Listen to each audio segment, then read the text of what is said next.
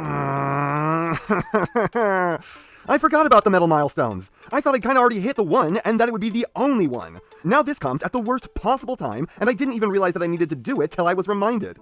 I don't even have any more metal figures for the metal milestone. I've got like one, but that's being saved for a special occasion.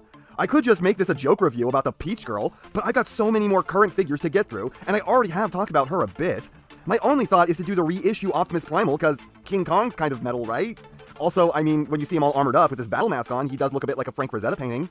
Honestly, I'm just looking for an excuse to review Primal, because I've been needing to do this one for months. I've had this since before I even had the reissue Megatron, and it's been pushed back this far over and over again. I do 3 videos a week, and it's not enough to cover everything I want to. I'd do one every day if that was physically possible, but I think I'd wither up and crumble into dust if I tried that.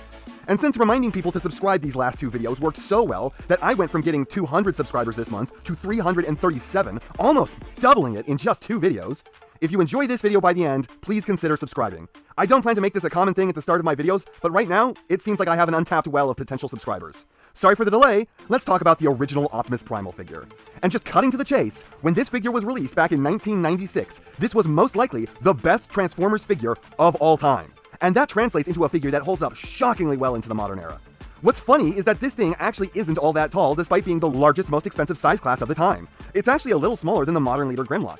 But this thing does not feel smaller because it is unbelievably beefy.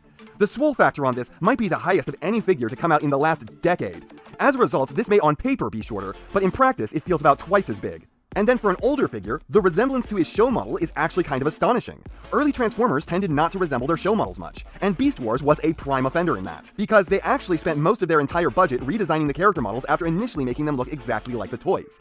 They realized, just a little too late, that that actually looked awful and that no one could take the show seriously if they left it the way it was.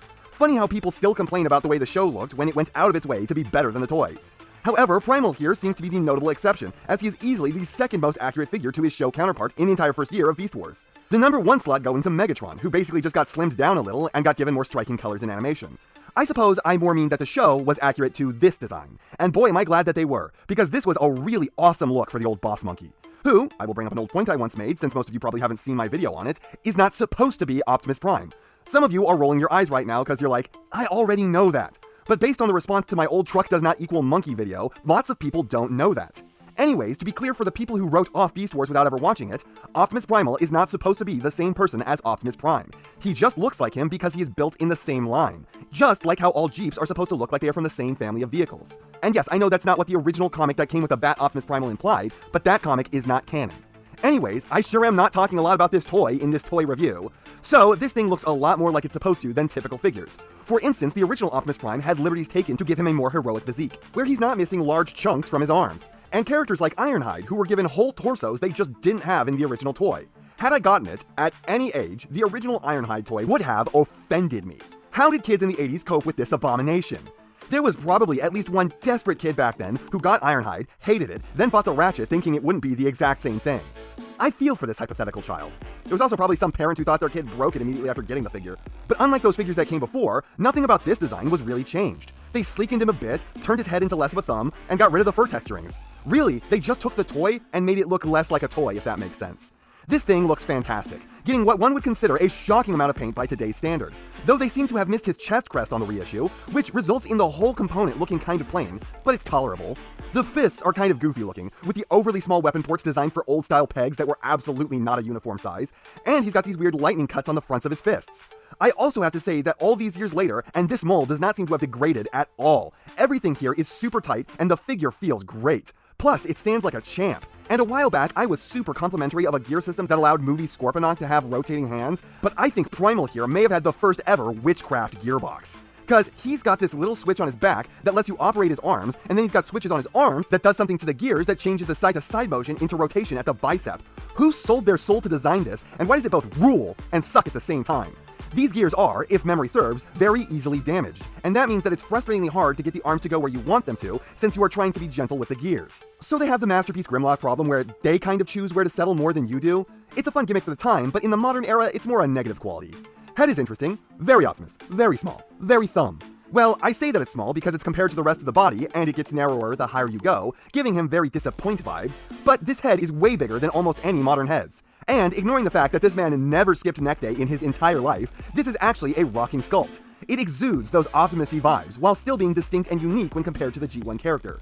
I could have sworn that the prongs on the back of his mask were what passed for ear tenna on him, but no, he's got real ones. Almost a missed opportunity, that. And then if we go through the ungodly pain in the ass that is flipping it around, then we get Primal's mutant face. And this is a strange one. In theory, it's a reference to his original bat mode with the tongue sticking out, but in practice, it's not so much a mutant head as it is a mask. Most other figures had their heads swap away or become encased in the alternate face. The second worst one at this is probably the original Dinobot, who just got a helmet. But Primal here got one that makes me question why they even bothered. But honestly, it's kinda cool. Now this guy doesn't have accessories so much as he is gimmicks. For starters, he's got missiles stored in his backpack for a nice and convenient storage solution, giving you quick access to some firepower when you convert his hand into the horrible gory cannon. It's seriously creepy how his arm flays apart for this, but awesome at the same time. Kind of a pain to get it back together though. Then, in his other wrist, he's got some dude's head stored away that we would later come to find out had been known as Paleotrex in life. This turns into a chain mace, and it's pretty much the sole excuse I had for why this is my 6,666 subscriber celebration. Because this is just about the most metal accessory of all time. Seriously, I swear they pulled this right off an Iron Maiden cover or something. Then you push this button on his back, which is almost harder to not hit than it is to avoid, and that deploys his two shoulder cannons that fire yet more missiles. And stored right inside the compartments where those come out are his two swords, which I'm only now realizing have that iconic shape of theirs to contour to the spine of the monkey form, which I feel is somehow a bit scandalous. And then there's the amazing fact that not only can he store this all without issue at once, but he can pretty much all use it at the same time. The only one that's a problem child is the wrist cannon because that requires you to take one of his hands out of the equation. But seriously, here we have a gorilla with the face of a bat wielding an arsenal of cannons, Darth Maul-style double-bladed swords, and one dude's severed head on a string. And I dare you to tell me what's more metal than this. So that's all sick as shit, but Paleotrex kind of has to ruin it by being very hard to put away. Though that's small potatoes when you look at the posing on this guy, which again, this dude was probably the best at for his day and age. Better than average head, even for a modern figure. Shoulders pull a 90, but the gears fight you, much like the bicep swivel. A good bit more than 90 elbows. No wrist. A waist rotation that I only bother you with because at the time it was not a guarantee on every figure. Legs kick forward and out to the side just fine, but backwards deploys the cannon. No leg swivel. Much better than 90 knees. And toe up with heel action. So this, for the time, was absolutely phenomenal at posing. Hell, for today it's probably better than average. And it's nice to have a figure that can so freely be set down without worrying about it falling over. Seriously though, this level of posing probably made this the most articulated figure of all time when it was released, and probably still the best for years to come back then. And then you got the transformation, which I'd argue is doing more and is more successful than the Kingdom figure. The biggest problem with it is the monkey head wants to pop off its ears. But otherwise, this is a pretty satisfying process, really aided by the joints being so pleasing to the touch. And the resulting beast mode is kind of a cartoonish gorilla, who still has access to his cannons. Monkey with a gun! I think this manages to conceal its nature as a robot a lot better than the Kingdom version, though it is still pretty clear. Well, with all the white bits and panel linings. The face doesn't quite look like he did in the show, but neither did the Kingdom version, neither did the original Beast Wars show, nor Kingdom. This is a 26-year-old figure. What was the War for Cybertron's excuse? This does lose out a lot on the posability the other mode had, though. Arms still pretty much work the same way, but now have chest-beating action. The legs still have their knees, but pretty much everything else is gone. So it's a decent monkey mode, but the main attraction has gotta be the robot mode. And like I said at the start, this was probably, at the time of its release, and for many years to come afterwards, the best figure to have ever been made. I remember that this thing ruled as a little kid, and now as an adult, I still think this thing rules. A figure this old has no business being this much fun. This is yet another one of those old Beast Wars figures that holds up so well, I feel like my opinion has to be tainted. This has to be nostalgia speaking, right? Like this figure can't actually be so much fun that I'd honestly recommend it over most modern figures. But that's exactly what I'm doing, and I think I'm being objective.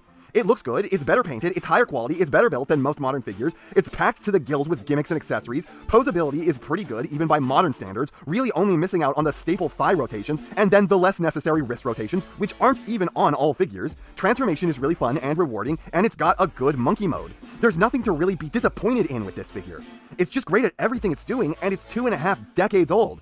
Its only problem is that it looks a bit dated. I thought this figure was a gorilla, but instead, it's a goat, and you deserve to own one. It gets a full recommend from me. And that's not half what I have to say, but it's enough what I have to say. And I know, you know, what everyone else tells you to do at the end of these videos. So, if you liked what you saw here, please do that. And if you'd like to take it a step further, then please, share this video with any friend you think may be interested. I hope you all enjoyed listening to me waste your time.